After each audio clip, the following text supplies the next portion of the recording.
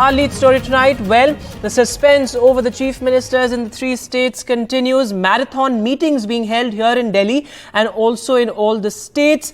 Well, the BJP has appointed central observers, which includes Rajnath Singh, the defence minister in Rajasthan, as the main observer, and also Chief Minister Manohar Lal Khattar as the main observer in Madhya Pradesh. Well, in Rajasthan, which is certainly the most challenging state for the BJP, many CM probables now emerging, including Diya Kumari, Baba Balaknath, also former Chief Minister Vasundhara Raje, who was in Delhi recently. She is being seen as a front runner as well. Baba Balaknath, as I said. Also Gajendra Singh Shekhawat, Union Minister, who brings a certain amount of experience and ministerial experience to the table. He is also being seen as a Chief Minister probable. In Madhya Pradesh, the BJP, of course, is looking at fresh faces, and at the same time, Chief Minister Shivraj Singh Chauhan, whose Ladli Behna Yojana is credited for the victory as well. Now, as far as Chhattisgarh is concerned, well, in Chhattisgarh, the BJP is torn between the OBC face and projecting a tribal face as a chief minister. Of course, the Raman Singh factor cannot be ignored as far as Chhattisgarh is concerned. We'll have our experts and our senior reporters joining us on the broadcast as well. But first, let's listen in to what Anurag Thakur had to say as far as the Rajasthan chief minister choice is concerned. हम सोमवार को अशोक गहलोत जी की जो इच्छा है उसको भी पूरा करेंगे, क्योंकि 5 साल उनकी सरकार में तो केवल भ्रष्टाचार, भाई भतीजावाद और आपसी मतभेद ही देखे गए। अब उनको थोड़ी देर शांति से बैठना चाहिए। हमारी पार्टी में ऊपर से आदेश नहीं होते। हमारी भारतीय जनता पार्टी में आंतरिक लोकतंत्र बहुत मजबूत है। सबसे विचार विमर्श करके विधायक दल की बैठक करके उसके बाद नेता चुना जाता है। And well, in Rajasthan, the state president C.P. Joshi gave no clarity as such as far as the chief minister is concerned. But he said that the Gehlot government also took 16 days to form the government. On what basis are they questioning the BJP? Listen in. Ashok Gehlot ji शायद वो दिन भूल गए 2018 का, जब सरकार government के formation होने में, सरकार बनने में 16 दिन लगे थे। अभी हमारे पर्यवेक्षकों की नियुक्ति हो गई, शीघ्र ही विधायक दल की बैठक होगी और उसके बाद आगामी प्रक्रिया तय होगी। And our senior colleagues Harsha and Umar joining us. Harsha from Rajasthan and Umar from Telangana. Going across to you first, Harsha ma'am. You know, the central observers have been appointed, but the suspense continues. You've been covered Rajasthan for such a long time, for decades. Which way do you see the tide, going, in the sense that, of course, in Delhi, Vasundhara Raje held a meeting as well, and marathon meetings of the High Command as well. What to expect? Well, I think what they are going to be doing is definitely keeping an eye on 2024. So whoever will become the chief minister will probably be someone who they are confident will get them all 25 seats. So remember, last 2 elections, they've done 25 out of 25, hat trick. And they're hoping for a hat trick this time. Now, Rajasthan is a state with a lot of complicated caste combinations. So, you have to factor those in. You also need perhaps some amount of experience with governance, because you will have a lot of senior MLAs there. And if you're not making Vasundhara Raje, then somewhere you will have to have, her blessings, so to speak. Because remember, if you look at this election, they had to accommodate her. So you have to factor in the Vasundhara factor. I think that's also going to be important. Very difficult to second guess who will be becoming. We all know the names which are, doing the rounds. All the names that you took, plus the fact that there are senior ministers, Arjun Ram Meghwal. There's even talk that someone like Ashwini Vaishnav could have been parachuted in, given his exemplary governance record. So there are many, many names. Even Speaker Om Birla, for example, his name had done the rounds long back. Then there's the BJP president here, C.P. Joshi. So all these names are definitely there. Who will be the choice? One really cannot, like we were saying, second guess them, but definitely it has to be someone who will give them this hat trick of 25 seats in the Lok Sabha. Before I come to you, Uma, is the caste factor, as you said, and the sort of balancing act and sort of looking at perhaps a stable government in Rajasthan for not just the next 5 years but the next 10 years, are these factors more important than the numbers game? Who has the support of the MLAs? In the case of Rajasthan and in the case of BJP, ultimately it's a high command who sort of factors in various aspects, and the numbers game is in a sense irrelevant here. Absolutely. I think the numbers game is irrelevant here, and really the BJP High Command knows who is pulling the strings there. But yes, apart from the caste arithmetic, there was also some kind of a conversation in the BJP that we need to move beyond caste. So we need to have class, we need to have representation, we need to have women. So these factors could also be perhaps somewhere as important as the caste arithmetic. Representing class, representing certain, say for example, representation for women or, youth. So these kind of things I think are as important to them as the caste arithmetic. Ma'am, thanks so much for joining us with that there. We're also looking at what's really happening in all these states that went to polls. And Uma ma'am, it was an action-packed day in Telangana as well, with the BJP MLAs refusing to sort of take oath today. But does this also, in a sense, give us a sense of sort of symbolizes the challenges for the Congress as far as their government is concerned, because they do not have a minority face as far as the cabinet is concerned, and that seems to be the point that the BJP MLAs were making, that they said that this is just nothing but appeasement of the minorities by appointing Akbaruddin Owaisi as a pro tem speaker.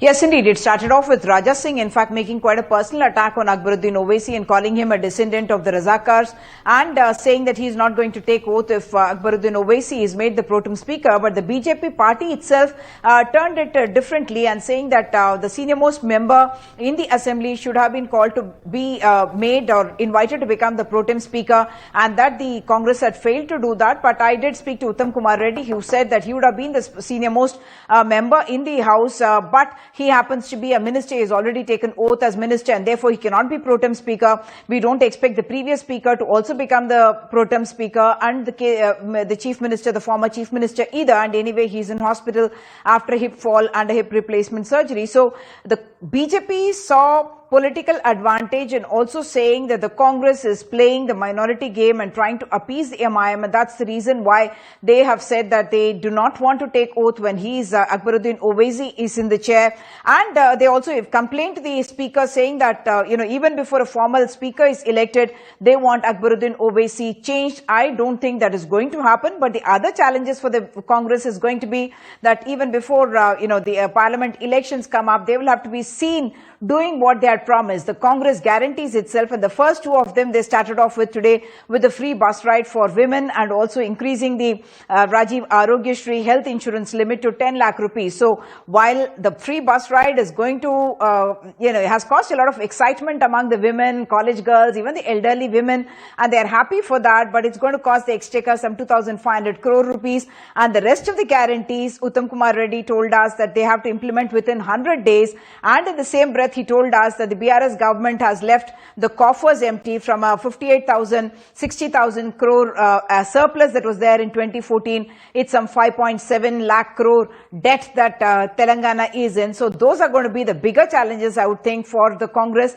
Yes, they need a face from Hyderabad, and could that face be from the MIM? That seems a little far-fetched at this time, but their numbers are very delicate, as you know, only about 4 above the magic mark, and therefore, yes, they could have some kind of partnerships and understandings as well to strengthen their own base in Hyderabad. Right, ma'am. Thanks so much for joining us with that. So many challenges ahead for the newly formed Congress government in Telangana. But returning now to the suspense that continues in the Hindi heartland states, who will be at the helm? Well, we discussed Rajasthan, but the other interesting states are also Madhya Pradesh and Chhattisgarh. Well, in Madhya Pradesh, the BJP is mulling over various factors. In Chhattisgarh, it's going to be, a fight between an OBC face and a tribal candidate. Anurag Dwari breaks it down for us as to what next for these two states. Yes, so Suspense has replaced celebrations there in Raipur. The list is really, really long, and the questions are also being raised over the delay in government formation there in Raipur. The party high command has sent 3 central observers: ex-chief minister of Jharkhand Arjun Munda and Dushyant Kumar Gautam, as well as Sarbanand Sonowal. They will conduct a meeting on Sunday at around 12 p.m. there in Raipur, and the front runner is ex-chief minister Raman Singh, but as I said, the list is really long. 5 tribal faces, 3 from the OBC community, and I'll just read out the list for you. Renuka Singh, an MP from Sarguja, and she recently resigned as the Minister of State. Vishnudev Sai, 3-time state BJP President, ex-cabinet minister. Rambichar Netam, an MLA from Balrampur, and Gomti Sai and Lata Usendi, a National Vice President, former cabinet minister. Arun Sao, the current state BJP president, is also the frontrunner from the OBC community, and OP Chaudhary, a former IS, is also in the fray, and Ajay Chandrakar, a former cabinet minister.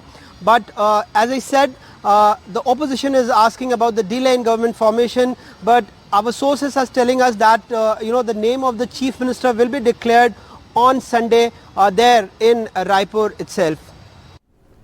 All right, so a tale of many chief minister probables, that is what the sense is.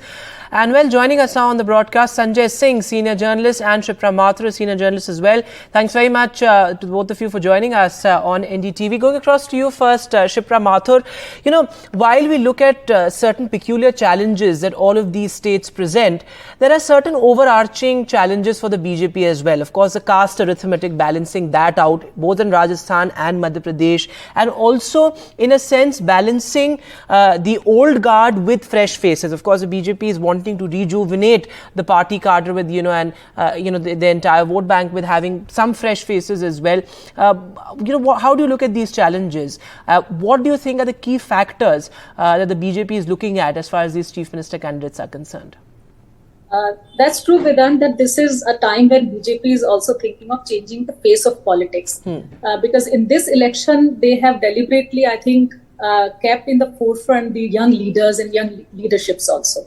So I think that major focus would be to change the face of leadership in, at least in Rajasthan, I can say. Because one apparent factor I see that if you talk about Rajasthan and all these states, one of the factors definitely remains that the tribal population has played a big role in, if you see in Chhattisgarh, because in Rajasthan, they have the tribal population is approximately 13%, in Madhya Pradesh, approximately 20-21%, and in Chhattisgarh, approximately 35-37%. In Chhattisgarh, which was not indicated to be a winning state for BJP, but it has won for that very factor where tribal played a big role. So definitely change of face would be in the mind of BJP leadership. In Rajasthan, if I may say that, in whole election, one of the critical factors has remained that nobody was speculating, at least the voter and the analysts were not expecting this much of number. Right. But what was the game changer in Rajasthan election? That BJP cadre and the RSS cadre has played a big role. So I think that in Rajasthan, it is going to be a very important factor that Sangh will have a major say in Rajasthan. That's an interesting point, because Shipra Mathur, just sort of 2 days before the counting, or 1 day before the counting, we also saw Vasundhara Raje reaching out to the RSS, meeting RSS leaders there, and of course you have Baba Balaknath as well. So that's an interesting point there. But Sanjay Singh, the BJP took a big gamble that in none of the states it announced a chief minister candidate.